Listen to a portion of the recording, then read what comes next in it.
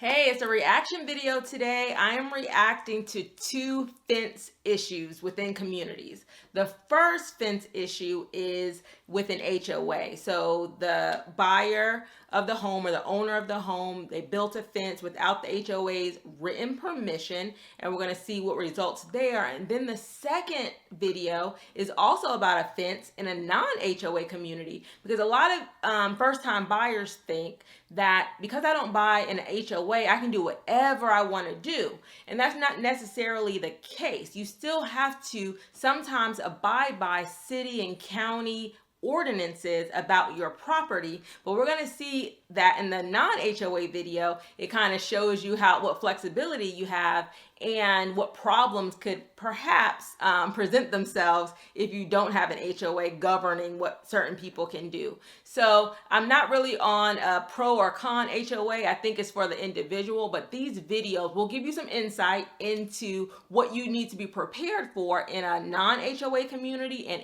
in an HOA community. Let's watch. The first one is HOA.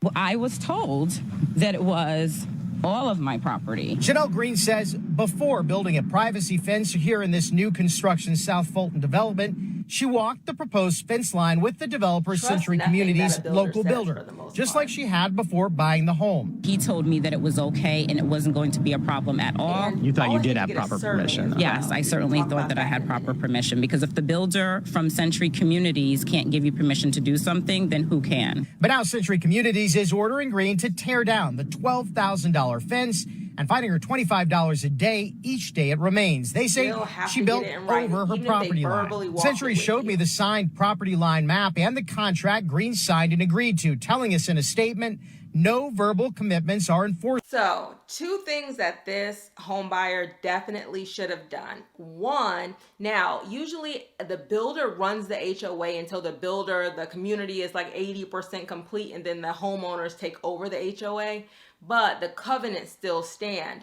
So there's usually a form in there when you're going to make any modifications to your home, and a fence is a big modification, and you get that fence approved by the HOA. So number one, you want to make sure if there's an approval process that you submit the correct paperwork. You can submit the plans for the fence. You can submit everything to your HOA to make sure that fence is approved, and then save that paperwork for your entire time you own the home. You could transfer it to the next owner if you sell, but you want to keep all of that paperwork. Secondly, anytime you're doing something on your property, make sure you have a property survey, because clearly the people that were doing the fence didn't have a property survey. The owner didn't have a property survey. So she knew where her line was, and she thought because the builder said, okay, there's no home behind you, go ahead and build it, to move the fence past your property line, which is a big no-no. Like, you don't own that property, so you can't put a fence there. So either she knew it wasn't her property and she thought it was okay, or she just didn't know and she didn't have a survey. So two things in this instance to help would be that she needed a property survey 100% to know where her property is. And then secondly, she should have gotten approval from the HOA prior to building the fence.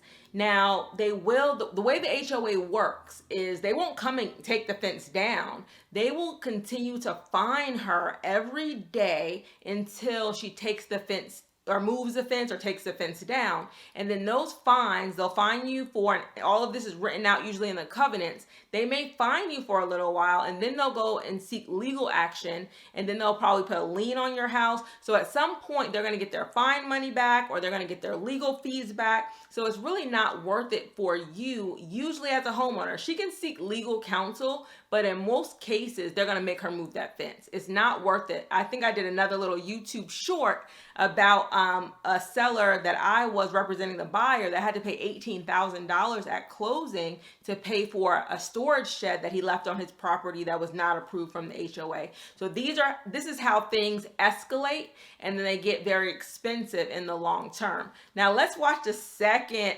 video. Now this property is not in an HOA community, but I thought this was really interesting because it's not an HOA. She's not getting along with her neighbors. So in spite, she colors her fence like a little rainbow color, and she doesn't do it on her side of the fence, but she does it on the other side of the fence. Let's watch. Fence right over here, very passionate about where they stand. Now, a county rule was used to force the owner to shave off the top to make it shorter.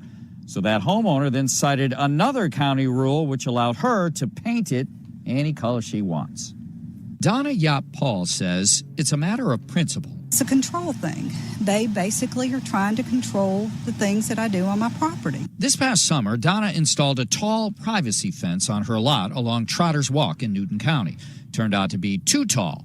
Complaints came in. The county told her to cut it down to size. She did. But over the Thanksgiving weekend, she painted it. She looks over there and out of her mouth says, "Oh my God." Dick Hopkins lives 2 doors down. The neon colors are making him see red. But it's only on one side of the fence. On Donna's side, it's a bluish gray to match the trim on her home. I don't know what her problem is, but she certainly doesn't have any respect for her other neighbors. Donna says over the last couple of years, she hasn't seen eye to eye with a neighbor on the other side of the fence. She believed a little more privacy was best for everybody. But she says the county incorrectly told her a 6-foot fence was fine. Turns out, along the front yard, the limit is 4 feet high, which is why she had to shave it off.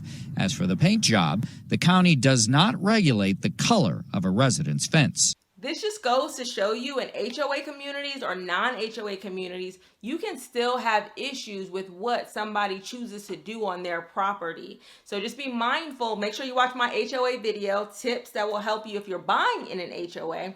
Please like and subscribe to my channel. Also, where do you stand on the HOA issue? HOA or no HOA? Please put it in the comments. Thank you so much for watching.